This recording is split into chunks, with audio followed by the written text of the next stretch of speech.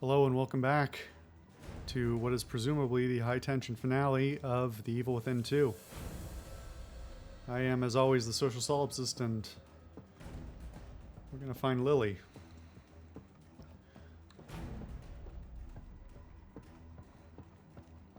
Just checking. That is all tiled on the other side, which is curious.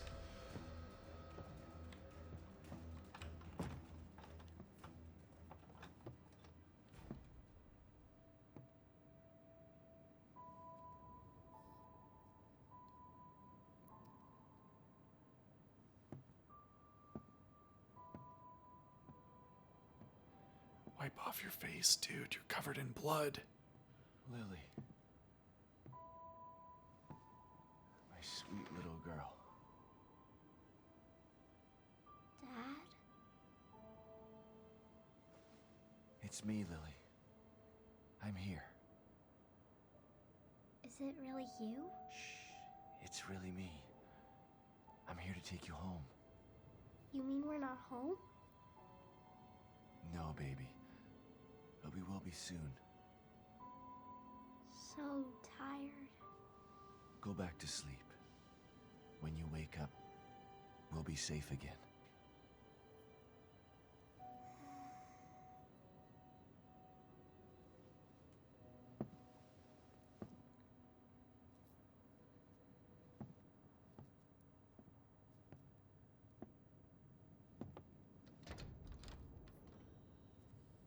Myra. I've got her. Come on. Let's get the hell out of here. I'm sorry, Sebastian. I can't. Yes, you can. I'll carry both of you if I have to. But I'm No. not... Mobius has to be stopped. Screw Mobius. We've lost too much time to them already. We can get away, just the three of us. We'll go someplace where they'll never find us. There's nowhere to hide. They're everywhere. Lily will always be in danger, unless I destroy them. Not sure Okay, how that fine, I'll makes wait. sense, but Once Mobius is It gone, doesn't we'll... work that way, Sebastian. how are you gonna It can kill only people be done outside? from inside. STEM is more than just this place. All of Mobius are connected to it via the chips in their heads. Yes, the convenient chips. Once I assume the power of the core, I can transmit a signal just as Union collapses. Didn't Sebastian get one of those chips too? I can take Mobius down once and for all. But we're finally together again. There's no other choice. And Kidman definitely has one. This is part of the plan. It always has been. I'm sorry. Myra. Shh. Just promise to take care of the little one. Never let her forget how much her mother loved her. Myra. There's so much I want to Pull say. back the camera. Lord.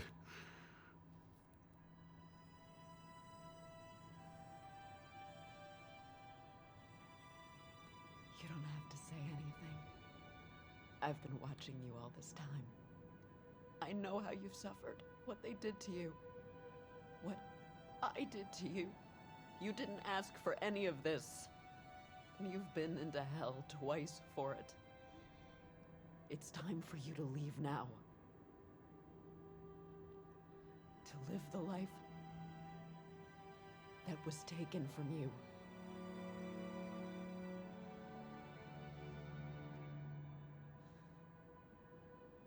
I love you, Myra. I love you too. Both of you. That's why I'm doing this. But there's no more time. You have to go, now!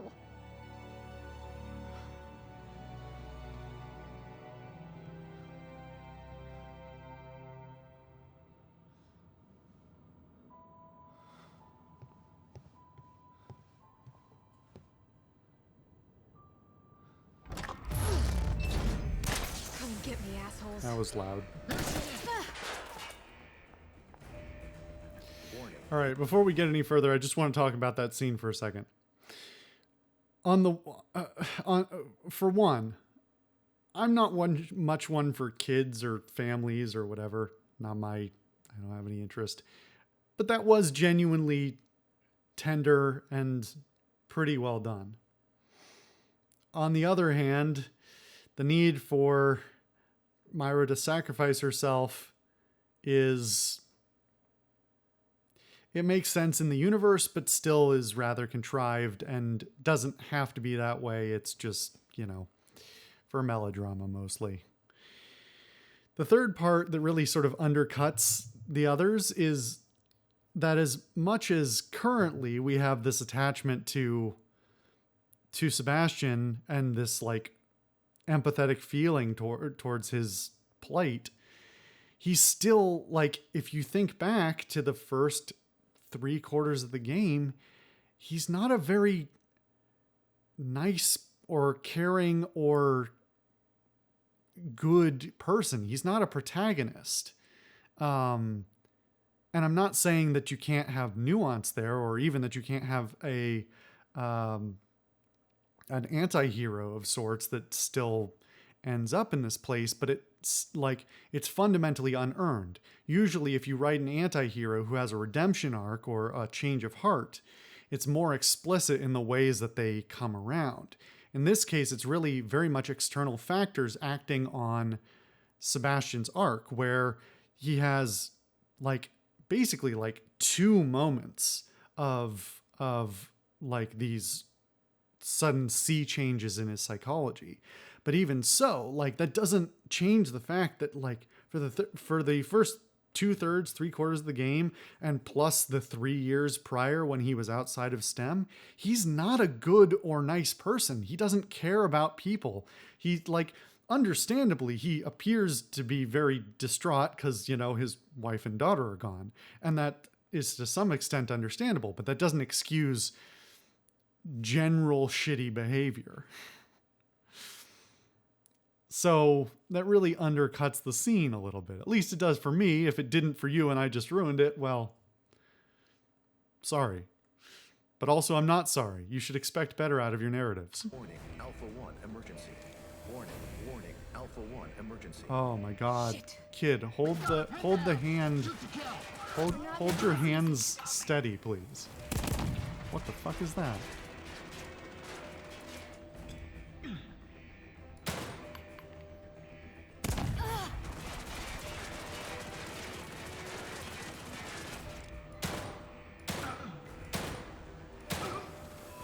Really? Alright, there we go. Oh my god. Hold your hand steady, kid. Wait, why am I with fists now? Are you gonna give me his gun? Give me his gun. Pick up the guns. Hang on, Sebastian. Ah. This is bizarre with how fast she runs, though. Well, and the field of view is different. Why is the field of view different just for her?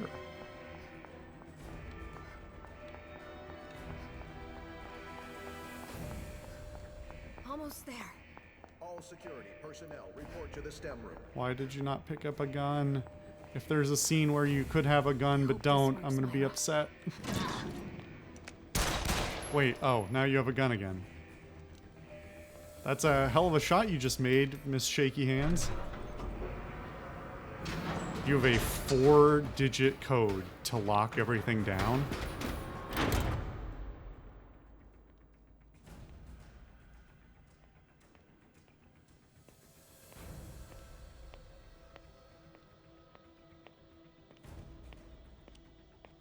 What are you doing, kid?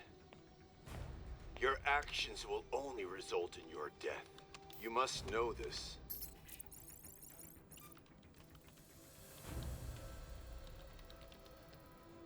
You had such potential. You could have amassed such power. And now you choose to throw it all away. Why? After all you've seen, all you've done, why the crisis of conscience now? Is it for the detective? For the child? No. It's for me. Think about what you're doing, kid. STEM is needed. Imagine it. A unified consciousness for all mankind. No more wars. No more disparity. No more pain. It's been working great so far.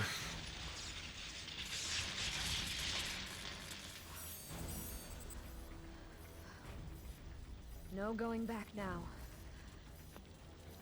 I hope you were right, Myra. It's a very reflective screen.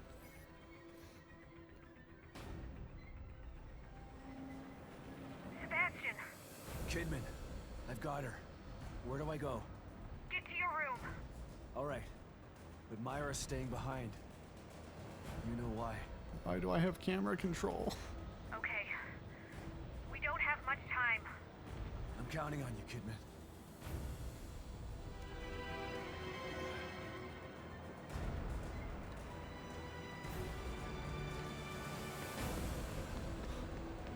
Don't worry, Lily. We're almost there.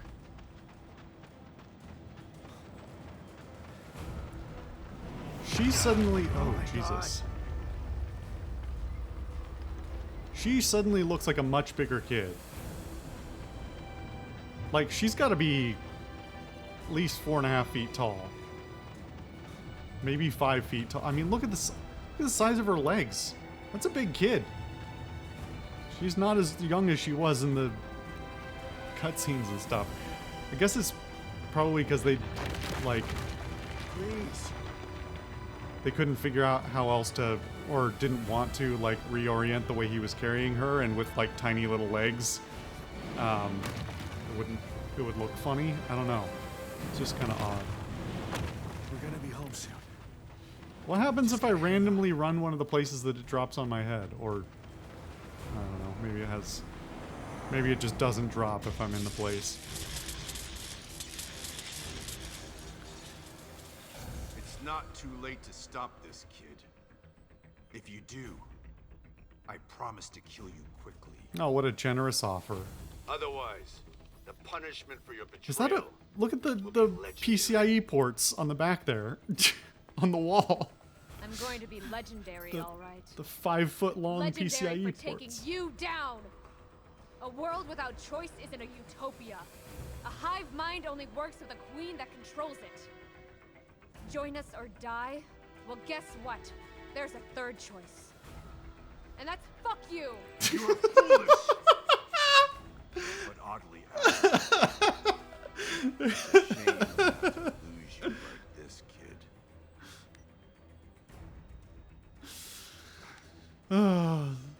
What? You thought that I was just flying by the seat of my pants here? I took my chip out 3 days ago. No matter! You'll die today. One way or another.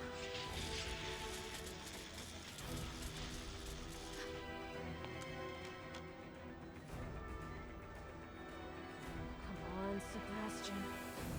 We're almost out of time.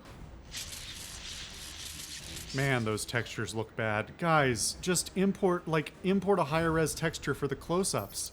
This isn't, I don't think this is rendered, maybe it is rendered in-game, but even so, like, it looks rough. It's hardly the first time, it's just, you know.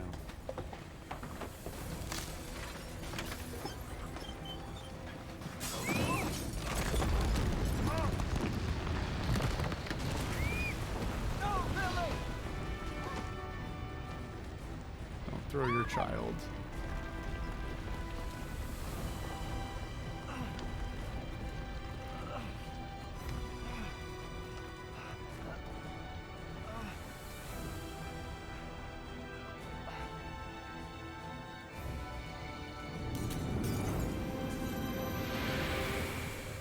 Lily. Sebastian. I love you both. Now you'll be safe.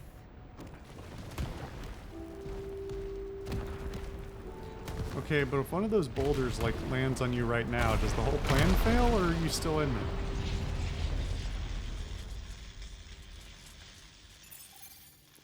Why did you not bring the rifle?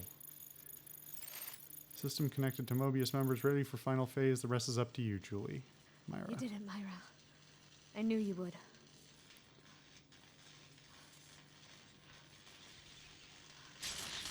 Something's very wrong with her hand in that shot. It looks a little better there. Needs to really chill out on some of the close-ups. That's the big thing.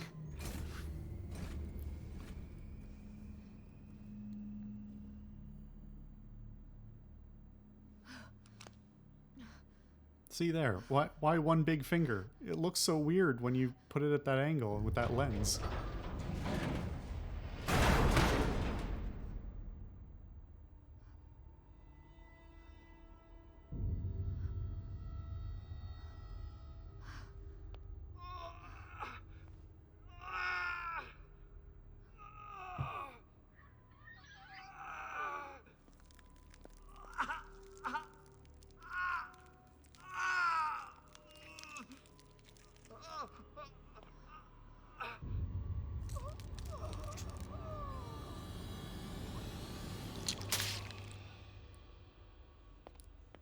It's a little excessive.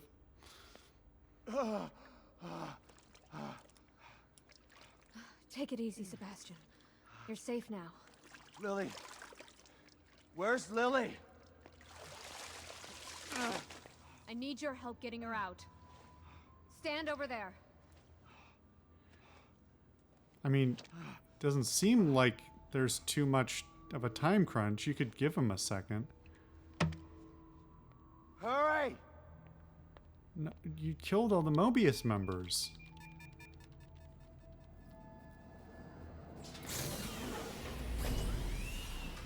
I guess there is the stress of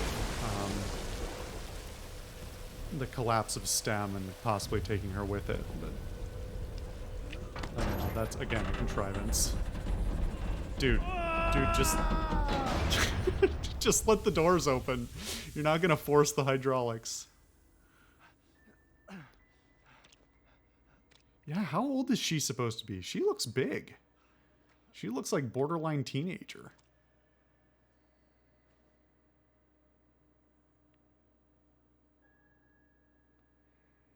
Dad, is it really you? Yes, Lily. It's really me. I was having the worst nightmare. Shh. I know, Lily. But you're awake now. The nightmare's over. There's nothing to be scared of anymore.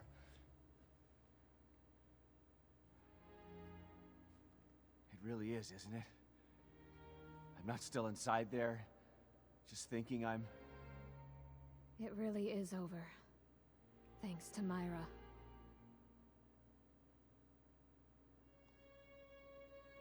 Come on. Let's get the hell out of here.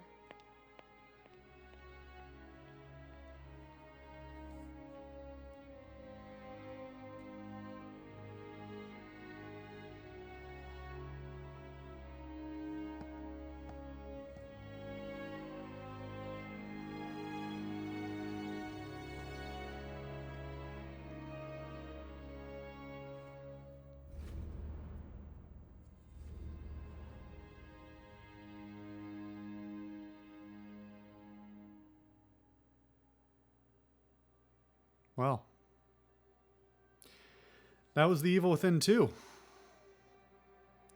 To my knowledge, there's no DLC. If there was anything added, they looped it into the main game. Yeah, I mean, first and foremost, I hope you all enjoyed it. It does hold up, probably more so than I expected it to. I'm definitely going to have to talk over this, otherwise this is probably going to get dinged for copyright. So, I do have things to say, though. Well,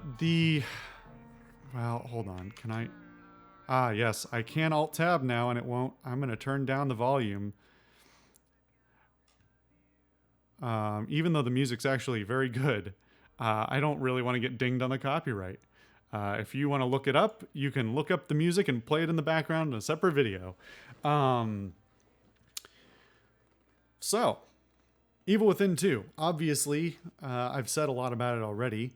Dramatic change from the first game in a lot of ways. A lot of them for the better, I would say. The original game was really very much a branching off of the ideas of the sort of things that came before. Those being both Resident Evil to some extent, various games in the Resident Evil series, because obviously they varied substantially in their tones and content, but also things like Silent Hill. That said, it's still very linear. There's some mechanical failures in there. Well, there's a lot of mechanical failings in the original game, and things that just aren't that fun. Narratively speaking, it's a bit of a mess, and doesn't really get to the point, and often seems like it fails to have a point. But it sets a lot of interesting designs. It has a lot of interesting narrative things in motion. The characters, while not fleshed out dramatically, are still fundamentally interesting. Unfortunately, man, I'm glad I turned it down, because it's quite loud. I'm actually going to take off my headphones because I can't really talk over it. And I'm hoping I've turned it down enough in the mix that it's still not going to ding me. Anyway. But fundamentally speaking, even though the core setting gets established pretty well, in the first game, the characters don't have that much fleshed out about them. Sebastian is barely a character. Joseph is barely a character. Kidman is barely a character. Most other people have fairly minimal definition. There's people like Ruvik and what's his name? The kid who's in there with the Leslie. They're more there as plot elements than characters. To some extent, that actually works in their favor because it makes them more interesting as both as narrative set pieces and as features of the landscape. But I think it fundamentally still fails to tell a really compelling story. This one, on the other hand, despite having a lot more variability in the gameplay, seems to tell a more focused narrative, where the basic summary of the thing is Sebastian finds out his daughter's not dead, the fire was a lie, and his wife is somehow trying to get her back, and he puts himself back into STEM against his better interests, because his love of his family, at least in theory, although it's not necessarily always presented that well, really pushes him to try and recover the things that he's lost. The people that he's lost, the life that he lost. But it varies in the middle, right? There's a lot good to be said both about the linear portions, which I think play out generally very well. The set pieces are largely well built, not frustratingly difficult nor hilariously easy. They don't just happen around you. You do get to kind of directly engage with almost all of them. But the sort of open world sections also work really well as an evolution of some of the later Silent Hill games and some of the things that sort of started to branch into more, not necessarily open world, but exploration and resource control and those sorts of things. I guess that's not even really the later games, because I want to ignore a bunch of the Silent Hill games. But this idea of more of a sustaining yourself in a world that's against you also works really well, and I think is a really good evolution of the idea of that sort of Silent Hill style. The problem is that, as I've pointed out on a couple of occasions for different reasons, the two don't knit very well together, and even though the transition between them works, you always sort of know where you're getting to a little bit and get the sense that, you know, okay, we're going into a linear section. Okay, we're going back into an open world section.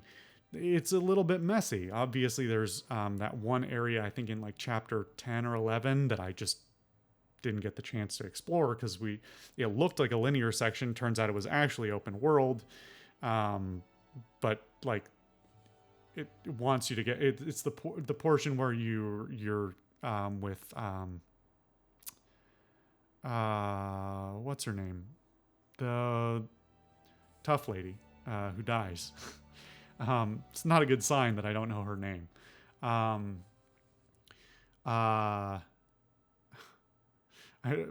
brain said Torres, which is not right, but I don't think that's right. No, that's funny to me for Star Trek reasons. Anyway, I digress. These two disparate sort of parts of the game are both well made, both work well on their own, but perhaps do not serve the same interests. And some aspects serve the narrative better, and some of them serve the sort of survivalist portion of it better. And I hesitated there because one of the things I want to say is I think there's a really squandered opportunity in the latter portion to have better utilized that for narrative purposes, the open world sections, as a sort of a play off of Sebastian's career as a detective. That's really something that's not played very well in the first game, and it's not played very well in the second game either. But this game has great opportunities for him not only to take a more detective role and take a more detective role in finding out what happened to his wife, his daughter, the people who were in here. And like, obviously there's some sort of stuff like the memories and things like that, but they're fairly limited and they're sort of hands off. He's not really investigating. He's just stumbling into stuff for the most part. That goes further in a potential way by giving a further opportunity for him to sort of recover the man that he once was, in terms of, you know, loving being a detective, being a good detective, not being, you know, a drunken, angry mess all the time, and recovering his drive, that he could go from, I just want my wife back, to I'm going to stop talking for a second. Oh, crap. Okay. No, I wanted to turn the audio back up. Sorry. I'm fixing it. Thankfully, it didn't just skip it. All right. If he had had the opportunity to go from just being sullen, burnt out dad who is, you know, missing his wife and daughter, to recovering his motivations, to being a more full-fledged character, I think that would have been a really good opportunity that they sort of didn't take.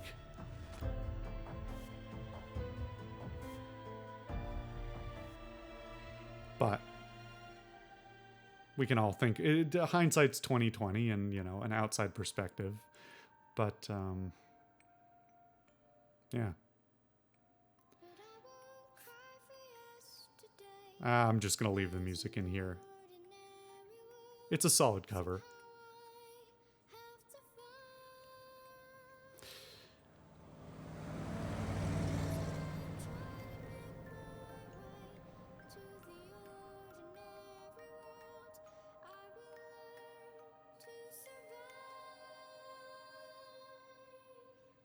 even if it's a little on the nose.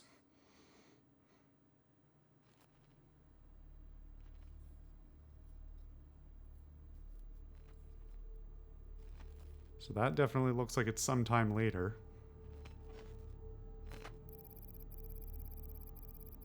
Ruh-roh.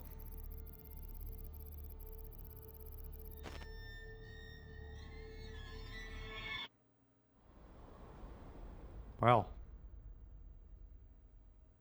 I don't know that I actually played 29 hours. I think some of that may be, well, I know some of it is idle time, but yeah. Very solid game.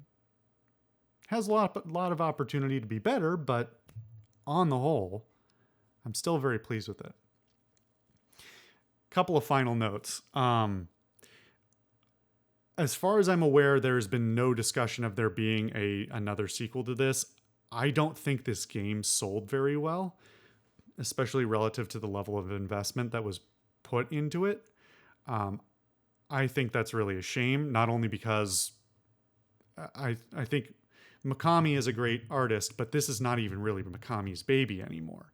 So for somebody else, especially someone who's shown such improvement over the first game, to be given the reins and let to do a third one or something like that is something I would still very much be in favor of and look forward to.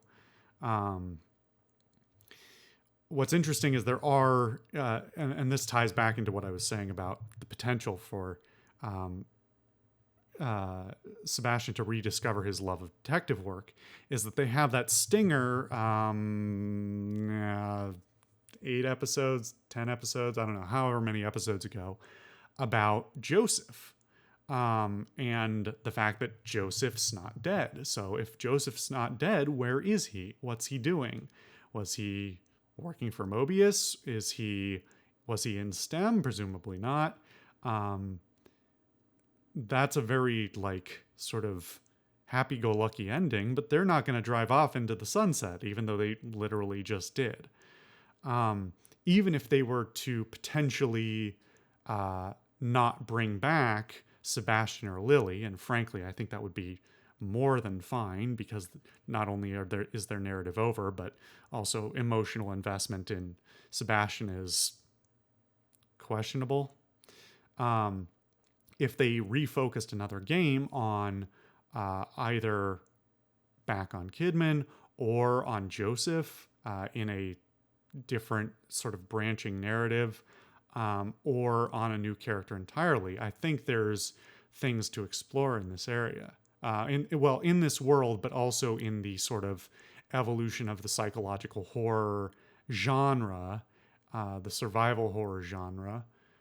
And I would hate to see this be, the last stand of this series, of this IP, but also I feel like in many ways this was sort of a last hurrah for good horror games, for psychological horror games. Especially, I don't know, I have no idea what the passage of time is anymore. I'm getting old and I don't know what's going on. But man, I think it's older than I think it is. The rise of Five Nights at Freddy's. It makes me feel slightly ill to say those words out loud, but it's relevant here. The rise of Five Nights at Freddy's and a lot of the horror games that have come since then that very much are oriented less towards psychological horror and more towards jump scares, in many ways mirrors the thing that I dislike so much about what happened to horror in the movie industry, where horror was basically gutted in favor of one of two things. As if you've watched my movie reviews, you'll have heard me talk about this before, but and in other contexts as well, this idea of getting rid of complex horror themes and really relying on either jump scares or shock value, gross out, gore, things like that. This is really one of the few games I can think of in recent memory that hasn't succumbed to that. And I would say that I'm not going to get fully into it because this video could be several hours long. Resident Evil has not gotten better. Resident Evil 6 was terrible. Resident Evil 7 was controversial statement, apparently, because other people really seem to like it. Resident Evil 7 is better than 6, but it's still not a very good horror game. It's not a good game. And they're continuing in that thread for 8 or whatever it's called, for the first person, lots of jump scares type of horror game is where Resident Evil has landed pretty firmly, and appears to be continuing in that vein, which is really disappointment. The one saving grace in this whole thing is really that the Resident Evil remakes have both been pretty good for the most part, not all of them, but the Resident Evil remakes of the early games have come out and sold very well, which has proved that they're hopefully, to marketing people who are paying attention, that there is still a place in the market for smart psychological horror and survival horror in a less jump scary type of, crappy, cheap scares kind of way. Whether or not we'll actually see the industry work in that space again, I don't know. I sure hope they do. Whether it's an Evil Within 3, whether it's another project from the former members of one of the teams who have made one of these, the good Resident Evils, or the good Silent Hills, or Evil Within, or whatever. I would hate to see this genre, and that's a very catch-all thing here, I would hate to see it die off. That mostly covers my thoughts. I think I could talk more in depth about this game and my feelings on it, although I think I've hit on most of the beats that I wanted to over the course of the game, sort of bringing things up as they've come up. But yeah. Anyway, I really appreciate you guys spending 29 hours with me. It's been a blast. And the game froze. Did the game really freeze? Oh, no, I had to hit enter. None of the other buttons worked. Yeah, way to, shit on my complex arguments right there at the end game. This game has some substantial technical problems. The adapted ID Tech 6 engine needs some help, needs some polish. So it's not getting away with that one. Thank you guys for watching this series. I appreciate you hanging out for, wow, 40,000. All right. And the professional outfit. I don't think we ever saw him wear that in the first game, so. Okay. Interesting. And there's the first game. All right. The Magnum. You've acquired the Magnum. In case you ever wanted to carry around a tiny cannon, you'll be able to use it after a certain point in Chapter 2 when playing New Game Plus. The ultimate reward. A more cinematic game experience. Fuck you. Fuck you, game. Cinematic letterboxing can now be enabled via title menu options, HUD, display settings. All right. We have to talk about this for a second. I'm going to drag this video out longer. The original game had no reason to have the cinematic letterboxing. It literally existed to cut off parts of the screen so that the game would run better on systems that it was not optimized for. That mainly being consoles. That's why they never removed it on consoles, is because the old consoles could not run it. What's funny here in this picture, which may or may not be a lie, but I'm probably going to have to find out for myself, is that what they're showing here is that it's not adding black boxes to the top and bottom. It's letterboxing by giving you a wider field of view. Well, no, actually, I take that back. No, the picture is just cropped. Yeah. Yeah, no, it's not zoomed out. I take it back. Yeah, so they're just cropping off parts of the screen because fuck you. I honestly don't know if that's a joke or not. I honestly don't. Anyway, that's a way to end. Not the way I would have chosen to end, but what if? Well, I saved, right? All right, Q back. Wait, no, what? Oh, okay. Bethesda.net, get bonus content. Fuck you, Bethesda. Anyway. Thank you guys for hanging out for 30 hours with me. It's been a great time. I enjoyed going through this game. And for all its flaws, I still think it's pretty great. I hope you enjoyed watching it, even if you don't think you would have played it yourself, especially if you don't think you would have played it yourself, but you still like this anyway. That's great. I'm glad I could provide a service. So yeah, obviously, if you haven't already, please leave your thoughts on the game, on the series, on whatever. This has been a blast, and I appreciate you being here. I've been the Social Solipsist. This was The Evil Within 2, and I'll see you guys next time for something different.